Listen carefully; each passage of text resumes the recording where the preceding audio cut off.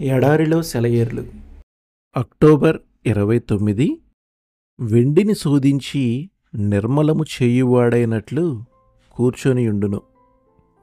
మలాకి 3:3. పరిశుద్ధులను మరింత పవిత్రులనుగా చెయ్యాలని చూస్తుండే మన తండ్రికి పరిశుద్ధపరిచే అగ్నిజ్వాలల విలువ తెలుసు. ఎక్కువ విలువ గల లోహం గురించి కంసాలి ఎక్కువ శ్రద్ధ తీసుకుంటాడు. దానిని అగ్నిలో కాలుస్తాడు. అప్పుడే కరిగిన లోహం దానిలో కలిసిన కల్మషాలతో వేరై నిర్మలం అవుతుంది. మోసలో పడి కంసాలికి అవసరమైన రూపును దిద్దుకుంటుంది. కంసాలి తన కొలిమి దగ్గర నుండి లేచి వెళ్ళిపోడు. లోహం కరగటానికి అవసరమైన వేడిమి కంటే ఎక్కువ వేడి దానికి తగలకుండా జాగ్రత్తగా కనిపెట్టి చూస్తూ ఉంటాడు.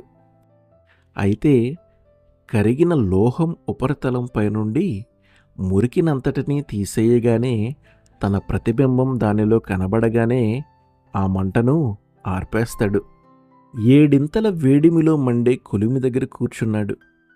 వెండి కరుగుతుంటే వంగి చూస్తూ ఉన్నాడు. ఇంకా ఇంకా మంట పెంచాడు. లోహం ఆ దహనానికి తట్టుకోగలదని తెలుసతనికి. కావలసింది మేలిమి బంగారమే. రాజుకి కిరీటం చెయ్యాలి దానితో. కరుగుతుంటే కనిపించని మురికి కడగా తేలి కనిపించింది. బంగారం ఇంకా ఇంకా దగదగలాడింది. యజమాని నైపుణ్యం తెలియదు మనకి. కనిపించేది అగ్నిజ్వాలే.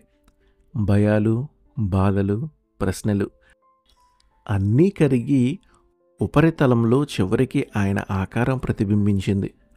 ఆ కళ్ళలోని ప్రేమకాంతి తలుక్కుమంది. మనల్ని బాధించటం ఆయనకిష్టమా? లేదు.